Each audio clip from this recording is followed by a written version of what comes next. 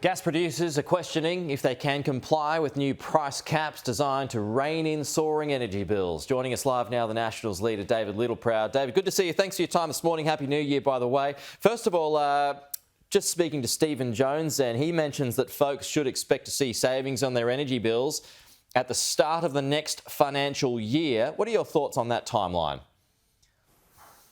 Well, I hope he's right, but I doubt it because they've ignored a simple economic principle of supply. Now, this is where Labor's ideology doesn't meet the practical reality of your energy bill. This was never a problem when we were in government, and for Stephen Jones to sit there and say this was all the last mob's fault just shows how bereft of ideas this new government is when it comes to energy. It's all about ideology. They don't believe in gas. We never had a problem with this because we could work with gas companies to increase supply. And that's what you need to do, because what their policy is, in this reckless pace that they want to get to renewables, we're all for renewables, but you've got to do it sensibly, and that's what the coalition was doing. And you've got to have firming, and firming will come through gas in particular. And if you don't work with the gas companies and be proactive with the gas companies and increase supply, then prices are going to go up. And they don't have investment confidence at the moment because they've been told what they can and can't earn. Now, nobody gets up in the morning unless they know they're going to make a quid, or in their case, invest billions of dollars on the hope that they're going to make money. So this is where the government needs to reset, recalibrate. These price caps don't work. History's shown that. They need to work with the gas companies very quickly, because the other thing that Australians need to appreciate is that we're actually drawing down on our gas reserves every year, so that if we aren't developing new reserves, then that supply continues to reduce and your price continues to go up. So I think this government has made a dog's breakfast of this.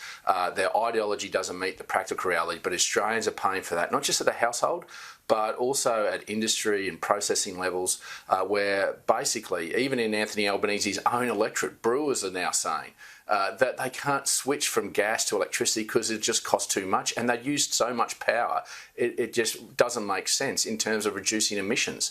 So this is where common sense just needs to prevail, and unfortunately the ideology of Labor and this reckless pace is destroying our economy. Right, but the pressure was on for a short-term fix. Was there no other option than the price caps? No, let me put this very clear. There's been 8 months of delay and delusion by this government when they could have had gas supply increase. See, gas can be increased very quickly, and in fact, even in my own electorate in the Surat Basin, where most of the gas comes from, Senex was about to invest $1 billion in putting over 60 petajoules into the system. You can actually put gas into the system because most of the infrastructure is already there. And this is the thing, is that once you start drilling those holes, you can start adding to supply a lot quicker than building a coal-fired power station or a nuclear power plant or wind turbines. So this is where there's got to be some practical reality brought to this, and the government needs to understand, if you work with the gas companies, you've wasted 8 months. If you get on with them now and start to increase supply, then you can get that into the system. But if you don't, you're going to continue to draw down on your reserves and price is going to go up. Right. Year 8 business economics will tell you that. Speaking of reservation, New South Wales Treasurer Matt Keane, of all people, they're pushing for a reservation of 10% of coal in New South Wales. What are your thoughts on that this morning? Well, I mean, this is where the practical reality is starting to hit. The national policy by this government is meaning state governments, while they may have a different ideology, particularly in New South Wales, around the expediting of renewables.